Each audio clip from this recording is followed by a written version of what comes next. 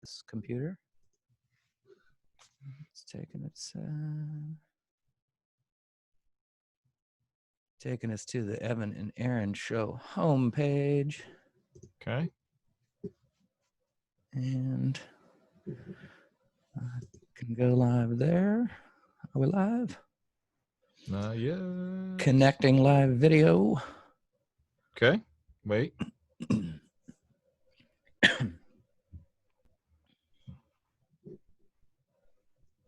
There we go. We good to go? I've got everything Good going. to go, my friend. All right. All right. Welcome to Wednesday night at the Shebeen with Evan and Aaron. This is the Evan and Aaron Show. I am the Aaron portion of that title. And I am the Evan portion of that title. Yes, sir. And I'm throwing a curveball at you tonight, my friend. A little more refined tonight. I just felt cheers. it. I felt it. Well, you have to offset that jersey with something. Wow. And I thought I set it up so well. Like I had this and then I had this, it's just, I'm just saying. Anyway. You do you. I get my background. You get yours. I like that you change it up each week. You're keeping it fresh. Yes. Hey, by the way, just side talk. I actually won an autographed Kansas City Chiefs full-size helmet. Wow. Autographed by Tyreek Hill. Oh, wow. Well, all right. Grain of salt. Pretty sweet, man. But yeah, that's pretty sweet. My brother-in-law and his wife, obviously my sister-in-law, and their daughter are massive Chiefs fan. He's from out in Kansas, and they were ecstatic about the Super Bowl. So I'll pass on that news, and he will probably come want to see that sometime. So that's perfect.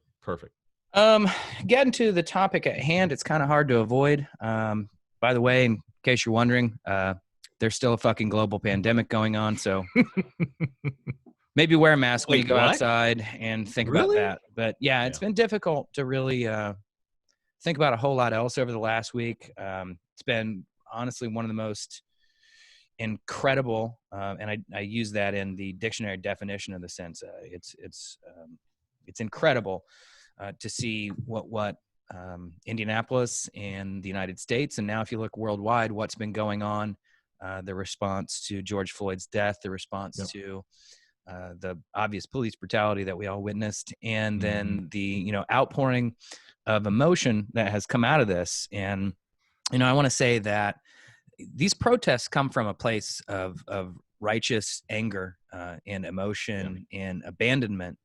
And a good analogy, and I'm glad the internet exists, these things pop up, but a good analogy is, when you see protesters blocking the highway, is your immediate response to reach out and look for understanding and what the message behind it all is, or are you just pissed off that you can't get to work? And right. I'm going to bet that most people are just pissed off that they can't get to work.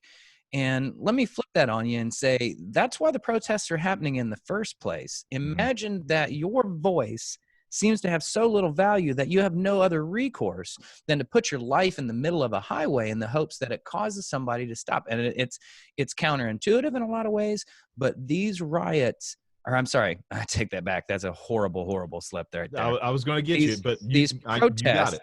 Yes. Protests, come from a place of righteous anger. Now, the riots that develop from them, some of that is righteous anger, especially when you see the scenes of, police instigating it, police, entrapping peaceful protesters. Never mind what we saw in Lafayette Park in Washington, D.C. with the church.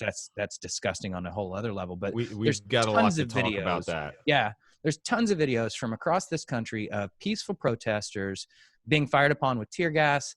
At least 100 instances or more of the press being directly targeted by police officers with pepper balls and tear gas and the variety of methods that they're using, the rubber bullets. That's inexcusable. There's just so much going on right now, and it's hard to kind of cut through it. But I believe that there is real value in what's going on right now. And I hope it affects some change. We've seen some good images this week. But Evan, you've actually participated in one of the actual marches. I went to a kneel-in yesterday, but it was very, very small. very, very quiet, versus you participated in an Indy 10 Black Lives Matter event.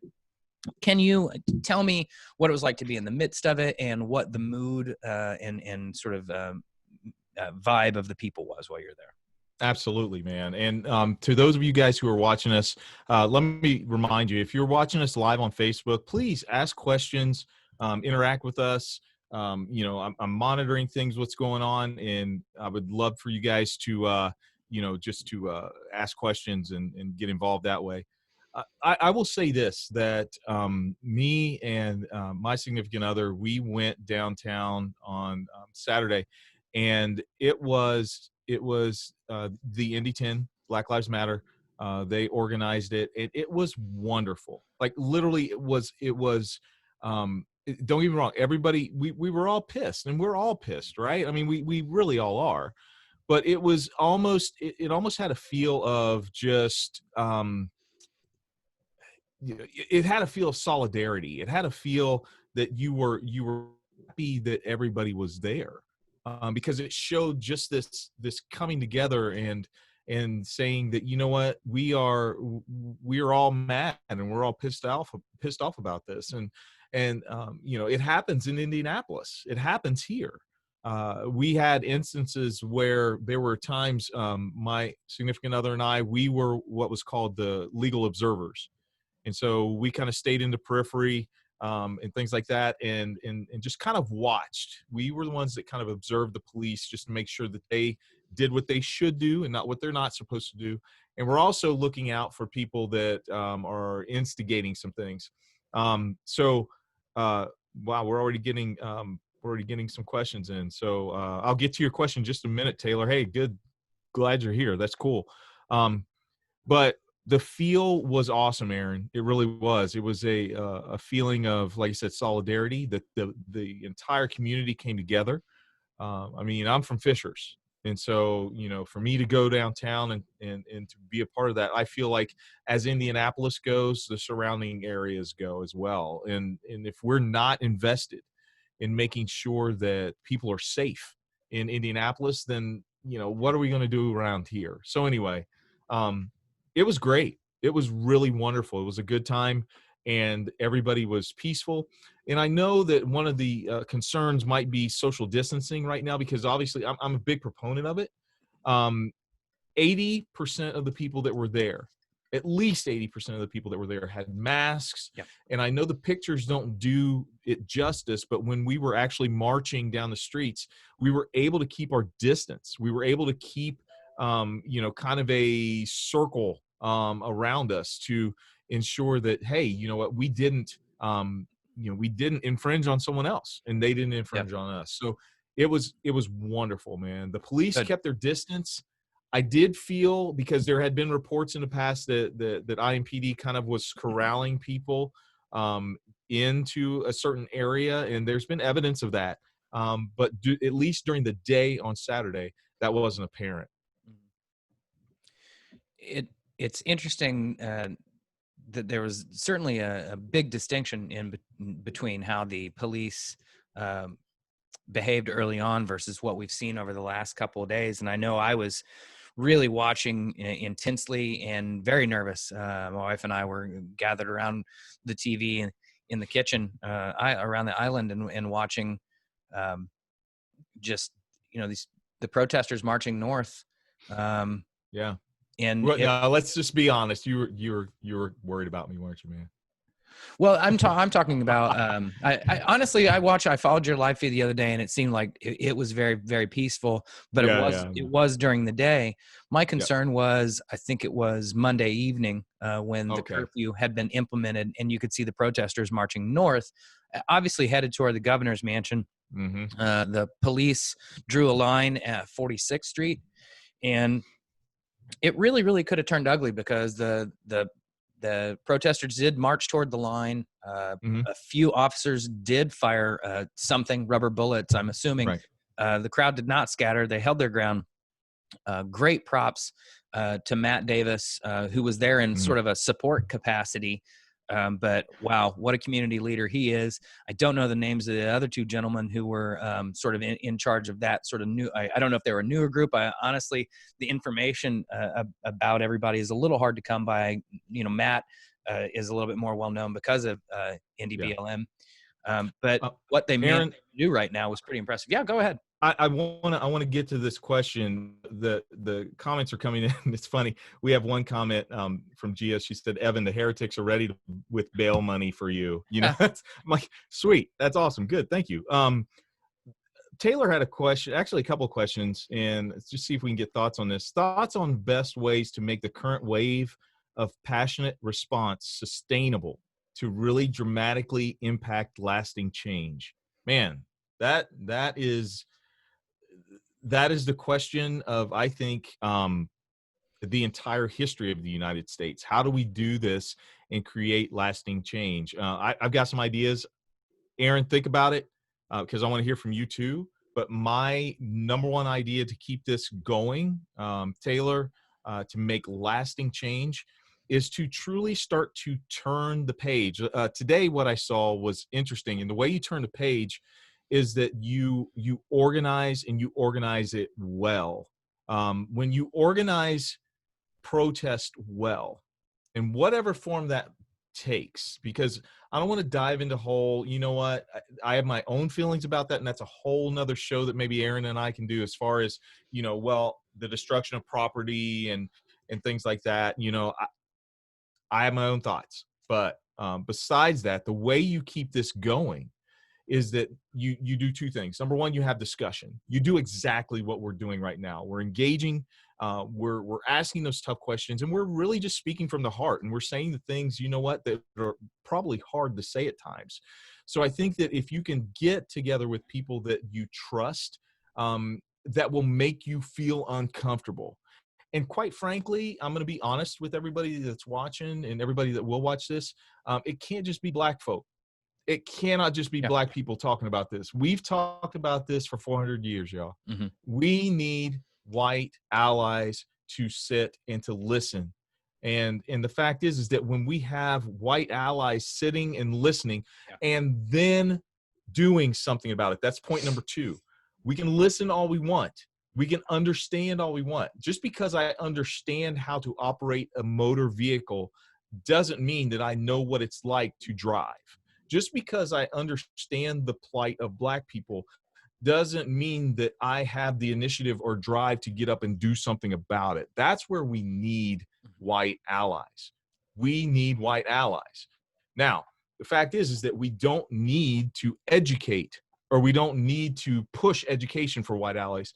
White allies have to take the initiative to educate themselves, man. Like, and Aaron, we've talked about this before, and man, it is tiring at times. I'm a professor, for crying out loud. I do this for a living. I love educating. I love teaching. But when people don't come prepared for a discussion, you spend the entire time preparing them to have the freaking discussion that you're trying to have. And so that's what I think, Taylor. That's what I think. You have to sit and listen, but then we have to have points of action to go out and do, which is what we're trying to do with these peaceful protests. Aaron, I don't know what you've got, man. Well, I agree with everything you said, and I think this sort of phrase just passed through my head, and I think what you're talking about is the need to sort of massage the uncomfortableness that predominantly white people are feeling with this conversation. And the one thing that I think may cut through that a little bit from the white perspective is this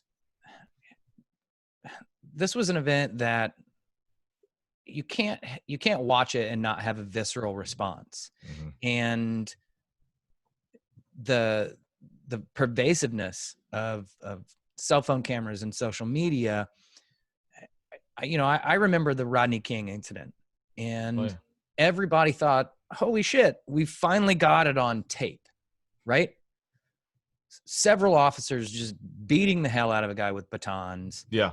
And they all got off. We all followed the trial. All these guys get off. And a lot of people just shrugged. And that was nearly 30 years ago. So we have this incident, and maybe ultra high def cell phones are the reason for it, but Right. I think there are an awful lot of people who may have been indifferent previously who now are a lot more open to hearing, how pervasive this is, how systemic this is, and people who wouldn't have believed it at all before are at least indifferent. You know what I mean? Yeah, no, If we can kind of move this, to borrow a term, Overton window of what's acceptable to talk about for people. But to Right. Taylor's point, specifically, I think having it caught on film like this is eye-opening for a lot of people. So it makes the jumping off point for the conversation to be further along down the road. So how you sustain it is you come back to this point rather than having to go back to a further point and explain up to here. Now we've moved the ball a little bit downfield, so you have a new first down marker, so to speak. I think charismatic leadership in these communities is important. And there was Martin Luther King and Malcolm X, but there were tons of other people going around spreading that message, and what they were spreading was a similar message. So I think that's point two. No, you have the charismatic leadership, but you have to have a unified message. You have to know what your end goals are. I think we'll get to this here shortly, but we need to talk about what the demands of the protesters, what the expectation and the outcome is. That's how you have sustainability. The problem is when you have splinter groups come along, want to piggyback on this, when you get the Black Hebrew Israelites Zionist, trying to dilute the message or piggyback on the message, you've got to keep that sort of fuzz away from it. There's no one thing, and wow, I mean, Taylor asked a great question there. But I was going to say, are you seeing what else is coming up? Because I was getting ready to hit you with the next one. I am not. I'm way too busy staring at us on. I got you. No, I got that's hey, I got this. Okay, I got this, man. And once again, Taylor's she's nailing it. And actually, we didn't pay Taylor, guys, but she's actually leading us down the path that we wanted to go down. She says, you hit on something I'm very much interested in, giving my relationship with civics. How do we change modern formats of education? Now you're talking. To address whitewashing as it exists in traditional schooling. Additionally, part of sustainable change means changing the law. Thank you to my girl RBG, right? Yes. Any thoughts on how modern legislatures and courts will address the issues you're currently discussing? Man, if you want to go. I can go. Elect more woke ass people to positions of authority. Yes.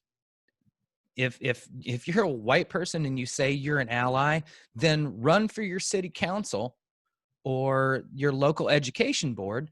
And when, like they did in Texas, they want to put forth the textbooks that basically eliminate slavery and any black civil rights movements from it, you say, nah. We actually talk about the dirty, the dark parts. I was in Germany for a little bit, and the Germans are very interesting about their history, and they're not a huge fan of talking about Hitler and the Nazi time period, but they don't shy away from it either. Nope, they don't. They stare it straight in the eye and they say, this happened and we don't want it to happen again. And if people are going to be honest about their positions and what type of society they want to live in, then they put themselves in a position to impact those smaller decisions. The politics is really local, and Aaron, it behooves us all to get involved on that level versus, is it Trump versus Biden or Hillary or whoever, Mitt Romney, all these different people that want that high level. But you know what? Very little of what they do impacts me on a day-to-day basis. It may impact me on a macro level, but you know what? What goes on with me getting taxed and whether my roads are decent enough to drive on, whether or not our schools, I don't have children, and these aren't my words. I'm again borrowing from something I saw on social media. But the reason why I don't mind paying more in taxes for schools, even though I don't have children, is because I want to live in a society with educated fucking people. Yes. Okay. Yes. I'm sick of hearing, Yes. I'm sick of a whole bunch of people who I know for a fact barely got through high school civics trying to be constitutional scholars. People who've struggled with fucking freshman chemistry who are trying to tell me about how COVID-19 spreads or that climate change isn't real. I'm sorry. If you don't educate yourself and we don't invest in education, then God damn it, you don't have anything to complain about. That's right, my friend. Oh my God. Woo. AG for mayor. I'm just saying, let's start there. Man, I'm telling you, here's the thing, man. I I am shocked. I am shocked at the fact that, our history books, as a historian, our history books have cut out so much of the soul of America. And when I say the soul of America, I'm talking about what we would label as Black history. The fact is, Black history is American history, man. 1921, we had one of the most vibrant communities. Did you know, like, and these are the things that if people knew, it very well may change the way that they view, Black Americans. Mhm. In Oklahoma, the state of Oklahoma, at the turn of the 1919s, 1920, uh, they had 20 communities all over the state that were African American. They had 20 communities. Now, in that time, to have that many communities that were running, that were efficient, that were it's amazing to think and to see, despite everything that Black people had to go through, that they were able to do this. Greenwood, suburb of Tulsa. I mean, you look at that and you see Black Wall Street. The first time I, as a Black man, knew about Tulsa, knew about Greenwood, was 3 years ago.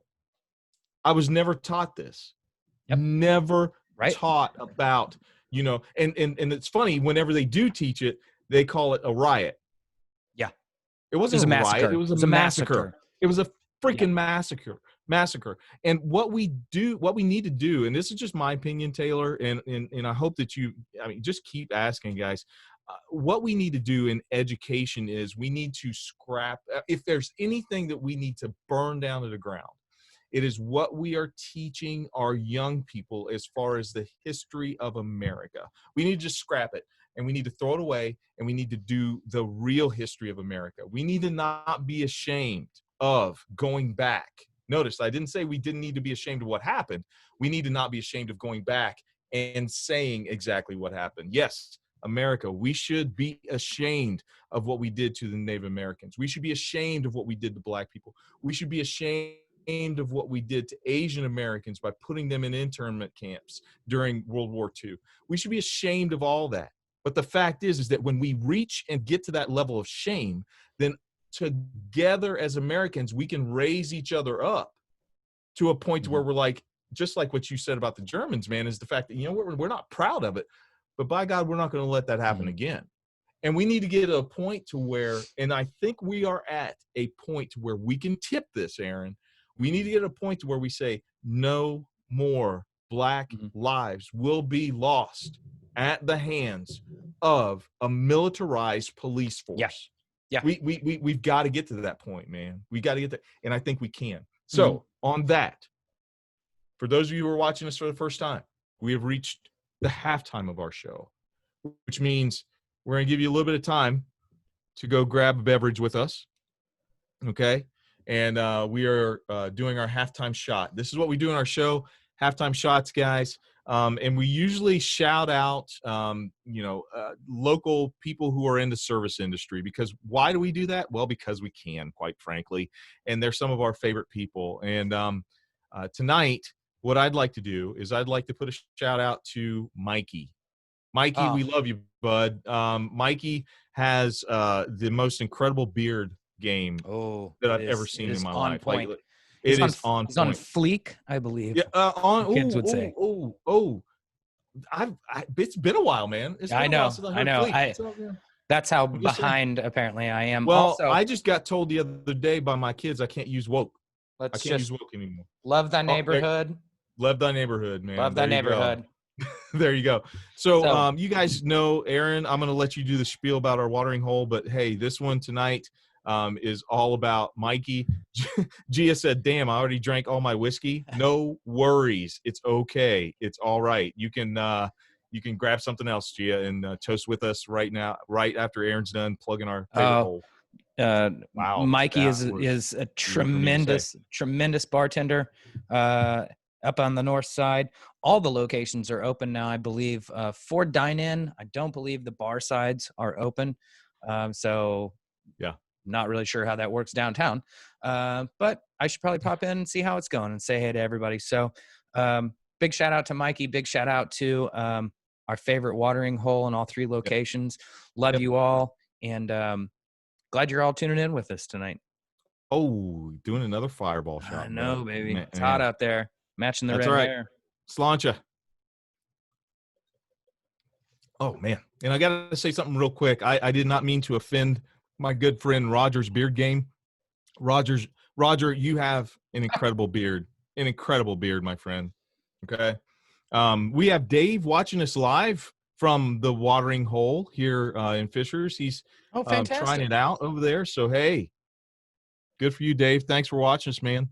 Tell everybody we said hey. And let's see, Jaeger shot for Josh. Jaeger shot. Nice job. He said, do people still say fleek? I don't know. I don't know if they do apparently one person at least still says fleek. Evan, are you doing a watch party? I am not doing a watch party, but I'm watching us live. Weird. I tried that and it didn't work well. It's funny. I've gotten a handful of comments come through, but I'm not getting the question, so it's kind of interesting. But then again, I only work in IT, so who knows? There you go. To finish up on Taylor's question, I think something that with whatever leniency educators are allowed, I don't know how that works in elementary through junior high and high school, but obviously college professors have a little bit more leeway. I would definitely recommend books like A People's History of the United States by Howard Zinn and things of that nature that want to delve into some of the stuff that you're not going to get in traditional textbooks. And again, feel free to flame me on that. I know there's some stuff in that book that has since been pushed back on. But the whole history is written by the victors thing doesn't make what you get in your textbook true either. So, history is there's an old saying that, those who have written history have hung heroes. Well, so, indeed. There you go.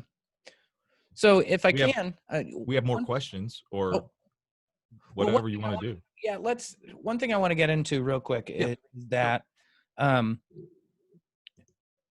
we've had several days now of protests, and I think a lot of people who, aren't following this closely and just view it as a disruption in their lives, like, oh, it's just one more thing. We got the damn pandemic and now we got people protesting, and they don't really follow it that closely. Perhaps don't have the stomach to watch a man die on the pavement. And I can sort of appreciate that. Although I think if you want to know what's really going on in the country, you got to make yourself uncomfortable. But there you go. The reality is there needs to be an end game to these protests. There needs to be some goals put forth, and every community is going to have slightly different ones. Right now our community is dealing with what to do about the Drajon Reed incident. There's a lot of speculation. There's a lot of facts that are hard to know what's true, what's not true. So they're going to have some demands that may be different, but I think there are an awful lot of things that overlap nationally. Whew, fireball. And I saw something earlier, and I think it summarizes, it's the Campaign Zero. And I've also seen some more in-depth stuff from D. Ray McKesson. Big shout out to D. Ray McKesson, man. That dude's a badass motherfucker. Yeah. Pardon my language. But it's our podcast. We can say whatever the hell we want. There's Campaign Zero's put out, 10 things. You can go to their website and check out this information. But they are things like in broken windows policing, which is basically anything that gives an officer an excuse to stop and interrogate somebody on the street. A lot of tactics, a lot of sort of invented reasons for why police want to get into certain neighborhoods. And we understand that, certain neighborhoods maybe deserve more policing, and there's a lot of social issues behind that. But we need to talk about how, officers first encounter people. There's community oversight, a need to have, interaction with the community, and have the police be accountable to the community that they are, sworn to protect and serve. That's the whole point of it. We should have more incidents that result in, non-fatal capturing of what we perceive to be a criminal. As an aside, if we take things on face value, George Floyd was detained because he was trying to pass off a fake $20 bill for buying some cigarettes. Buying cigarettes, selling cigarettes. Wow, that sounds familiar. Should that in any way result in a man losing his life? We need to have some accountability for this. The third is limit use of force, and it outlines specific, this is gate 1. This is what you're allowed to do in this situation. Gate 2, gate 3, gate 4, and how that's responded to. Independent investigation and prosecution of officers when we have these incidents. Community representation, again, goes back to the community oversight. A huge thing. Body cams for police officer would go a real long way. If anybody, if anybody is really curious about, when people say, I'm not sure that some of these, organizations are on the up and up, isn't it quite a coincidence that not a single Louisville police officer body cam was on and recording while all the incidents occurred over the weekend? If you're not familiar, a man was shot outside his own business. The closed circuit video is inconclusive. There obviously is a gun on site. It can be seen. Whether he aimed it at police or not, we don't know. Body cams would go a long way. And quite frankly, if I was a police officer and I didn't want to be accused of wrongdoing, I'd have my body cam on. If I was a resident of Louisville, I'd be pissed off because I'm like, what are you guys using my tax dollars for? Well, you said you were going to use it for that, so you better have those cams on, right? And it was proposed for IMPD years ago, and it is still not in place. So that would go a long way. The other side of that is, film the police. If you see an encounter, what would be going on right now if nobody had a cell phone video of what happened with George Floyd? What would happen if there was no closed circuit camera from across the street showing the officers, behind the scene, or showing what happened beforehand? We've got an awful lot of video here. The seventh point is training. We need to provide more training. We need de-escalation techniques. Yes. We need more non-lethal means of interacting with the public. We need training for how officers deal with, mentally disabled people with autism. That's a huge portion of de-escalation and police interaction. Why assume that somebody you're being told, struggles to deal with certain social situations, and you're going to try to react to them as if they're, a citizen with full faculties, that you believe to have committed a crime. We need to end for-profit policing and in for-profit incarceration. They go hand in hand. We need to demilitarize the police, these hand-me-down programs from the military, and training them in techniques. Look, if you want to be in the military, join the military, or at least SWAT. But the police is supposed to be a community organization, and I am civilians fully aware. They're considered civilians. Yes, and I'm fully aware that there are communities in which that's a far more dangerous thing, and I understand why some of this came about, but it has changed, in my opinion, the mentality and the sort of viewpoint of the police. They view themselves as warriors now, and that's not I'm sorry, in my opinion, that's not why the police force is there. And we need to have fair police union contracts. We need accountability from the unions themselves, the FOPs, especially with how police can be prosecuted for certain things. I understand why certain guidelines are in effect. But again, these people work for us, and we have a right to at least influence the policies by which they go about their business. So again, that's Campaign Zero. It's joincampaignzero.org. Yep. D. Ray McKesson has put some things out there. There's an article on GQ. I'm not pimping for GQ. Although if they want to send me some clothes, that'd be baller. But I think D. Ray McKesson has a great voice. You should follow him on Twitter, and he goes in depth on the 8 reform policy. What's it called? The 8 reforms that could dramatically reduce police violence. I definitely recommend you check that out. So just hey man, great segment. That was awesome, because here's the thing: we want to also present solutions. We want to present those things that we can actually do and take a look at. So man, I just want to get back to this. Taylor makes a statement, and then I have questions from Roger. Taylor said, I'd encourage organizers of protests to partner with local educators. Teachers Absolutely. can dramatically impact positive change if they're given the tools and resources to do so via the administrations they're subject to. Just my 2 cents. Taylor, absolutely. Thank you for that. Roger, who's a veteran of the Marines. So thank you, first of all, Roger, for everything that you've done for us, man. He has a question. He says, here's a question that has come up with the events that are transpiring. Why is it, in your opinion, that the Second Amendment folks stop reading after well-armed militia and before trained or standing armies in time of peace should be avoided as a threat to liberty? He's asking because, in addition to the military being called upon to address this administration's problems with the citizens of this country, the police are increasingly difficult to distinguish from the military, which is kind of what you hit on. And the Bill of Rights clearly states that if there's a military, it should be under strict subordination to and be governed by the civil authority. Roger, I think that's an incredible question. Why do they stop? Because it's the same reason why people stop in certain parts of the Bible. Yeah. We read what we want to hear. Let me say that again. We read what we want to hear. And I think that what's happening is that I made a statement earlier on today, and I stand by this statement, and I hope that you don't take this the wrong way. Let me explain real quick. I said that the Constitution wasn't written for people like me, wasn't written for people of color, wasn't written for women. It just wasn't. No, it wasn't.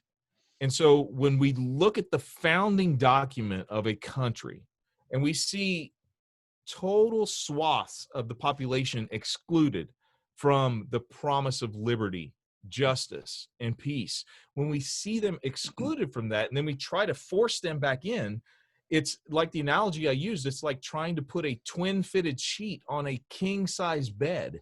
It's not going to work. And so when you look at this, Roger, when you look at people who are reading this and saying, oh, well, there it is, that's what it says, they're stopping because they found what they needed.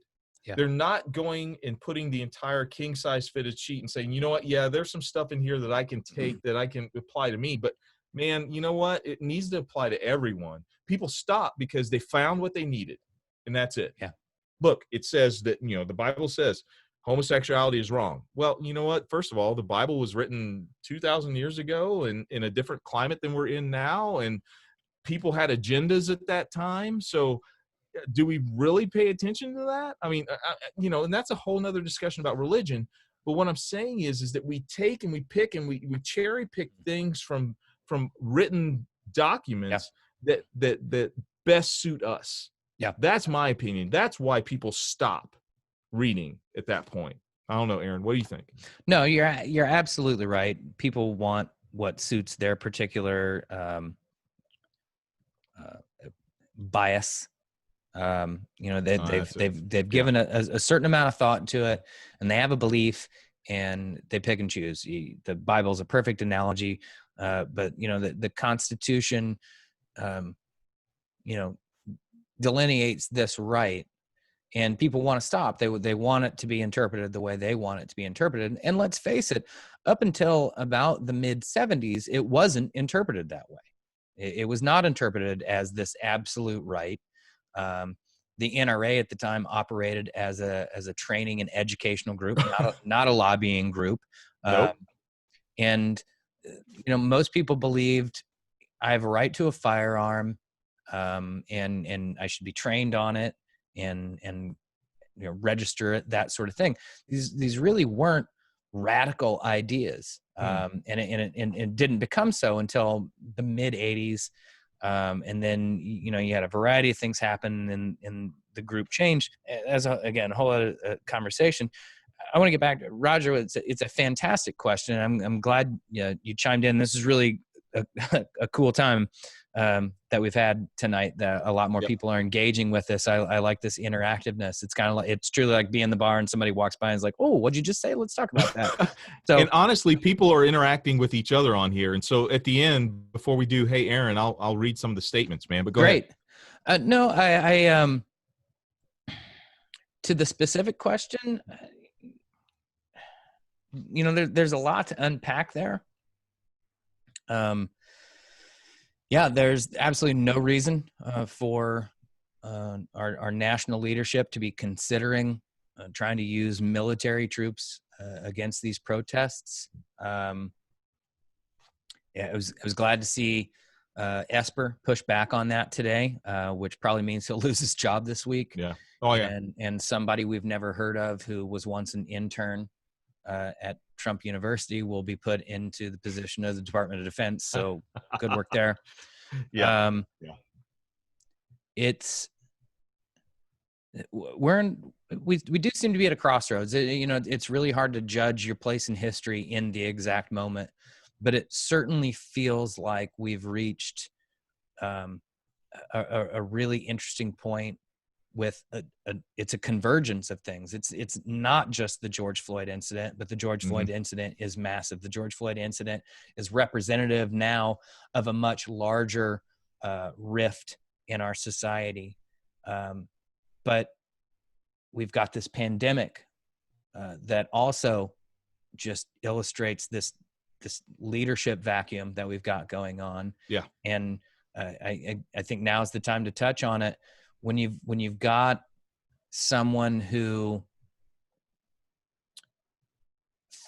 thinks a photo op at a church warrants clearing out peaceful protesters, denying them their right of peaceful assembly, which by all rights they were doing. And I would urge everybody to watch the footage from an Australian news crew. Yes. Who clearly identified themselves as the press. They're clearly Australian by their accents. They were targeted just as everybody else in that crowd was targeted. Barr is apparently the person who gave that order, and that's exactly what it had to be, an order to clear that park. But I'm sorry, the buck stops with the president. It was just a disgusting abuse of power. We've heard from the leader of that particular church had to say about it. They were neither warned beforehand that this was going to happen, nor asked for permission for this type of photo op. Right. It was just, I would hope that if all of the things up to this point, the bragging about sexual assault, the cheating on the first wife with the second wife, and the second wife and the third wife on the second wife while the second wife was pregnant, all of these things, if you pretend to be, I'm sorry, a Christian and support this man, this was such an abuse of sacred symbols. I am not a religious person, and I was offended on behalf of real Christians that this man just absolutely stole the stage for something like this. Didn't even know how to hold the Bible correctly. It honestly, it looks like a white guy holding chopsticks for the first time. It's looking like a little kid saying, uncomfortable. "Is this what you're looking for, Mom? Well, is this it? Is this right here? This is what it is." Yeah. The best part was a reporter said, "Sir, is that your Bible?" And his response was, "It's a Bible." Oh yeah. Yeah, dude, you ain't ever cracked it. You didn't go in to pray. No. Contrast that, I'm sorry, with Joe Biden, who has sat and knelt with people, held their hands, felt their pain, prayed with them, and experienced as much empathy with them as he could. And contrast that, I'm blown away with it, and I've completely strayed from the point, and That's okay. That's okay, man. No, you didn't. You really didn't, because you addressed a lot of stuff right there. And just I love the live feed that's happening right now, you guys. Thank you so much for responding. Gia is talking about the war on drugs, which was specifically meant to lock up more black and brown bodies. It was always meant to bring us to where we are today. That is incredibly poignant, and thank you so much for saying that, Gia. Micah Simone, Simeone, Micah Simeone. Simeone, Hey, Micah. actually asked, I think, watching from Louisville. I think a Louisville native, maybe. But anyway, said you can find a passage in the Bible to justify almost anything. Absolutely. Mark And Simmons. it has been. Yep, absolutely. Simmons, 80s NRA became a political and money machine versus teaching marksmanship and good hunting practices. Absolutely. Dave Daver says vote. And he's talking about, he says, the Southern strategy into blatantly in-your-face racism by the leader of the free world. This is something that maybe next time we can talk about, is that Southern strategy, because it has pervaded American politics for decades. Yeah. Decades. Since the 60s. It's a Goldwater tactic. Yep, absolutely. Taylor had another question that popped in her head. She said, how do we Taylor, heal? get your own show. Yeah. Yes. I'll come on your show, Taylor. Yeah, we need to have Taylor on the show. I mean, we just need to have some of our people on the show, maybe, to do that. But how do we heal? We're a nation that vacillates between restorative and retributive justice, and this often depends on how crime/criminal depends on the crime/criminal. But how do we heal as a community? That was her biggest question. We can probably address that next time. And then, people have been commenting that they've been thinking about the same things that people are commenting about. Amy said, hey, I've been thinking about that myself. Always admired how Mandela helped South Africa navigate, because there was Taylor had referenced South Africa's apartheid. How did Mandela lead past that? So anyway, guys, thank you so much for your responses and your comments. But we are now at the time.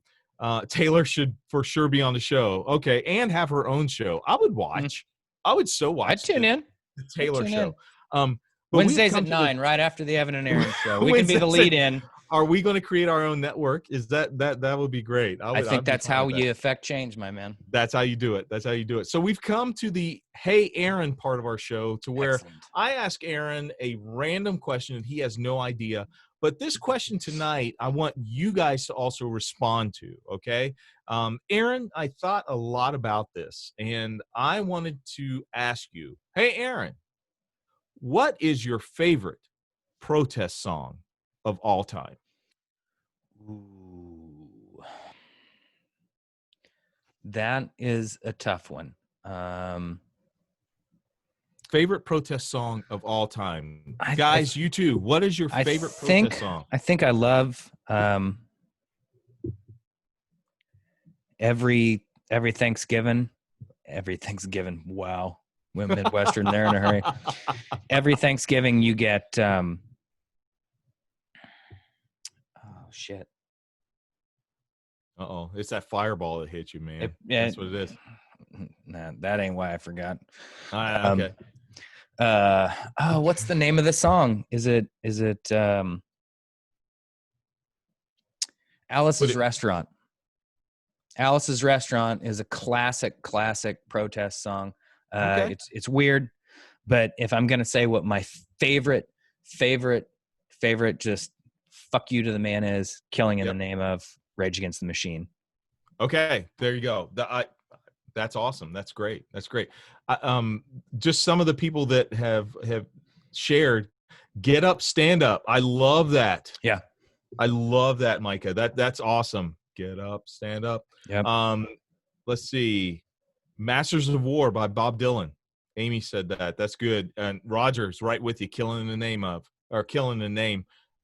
by Rage. Mine, honestly, and you know this, is Strange Fruit. Yeah. It is powerful. Absolutely. Powerful, man. But brother, here's what I got to say. I love you, and thank you so I much love you. for taking this time, guys. Thank you so much for taking the time to watch us. And Aaron, I'm gonna let you send us out. Thanks for tuning in, everybody. Thanks for engaging with this. This is precisely what we wanted.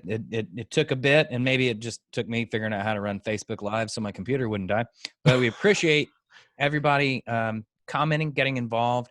You don't have to agree with everything we're saying in here, but like I said, had an interaction with somebody I grew up with and went to high school with, and he reached out and asked some questions. And I won't say anybody changed anybody's mind, but at least we had a dialogue and attempted to talk about things, and hopefully that brings us just a little bit closer together, gives people a little bit of a shared experience, because ultimately at the end of the day, it's believing that Black people are humans and citizens of the world just like the rest of us, not to make that distinction, to acknowledge their humanity and their worth, and hopefully step by step we make that conversation. It's sad that we have to, but it is where we are, and pretending it doesn't exist doesn't help anybody. So I appreciate him very much. The whole point of this is to continue making connections with people in a time when we haven't been able to. It's difficult to get out, even though we're opening back up.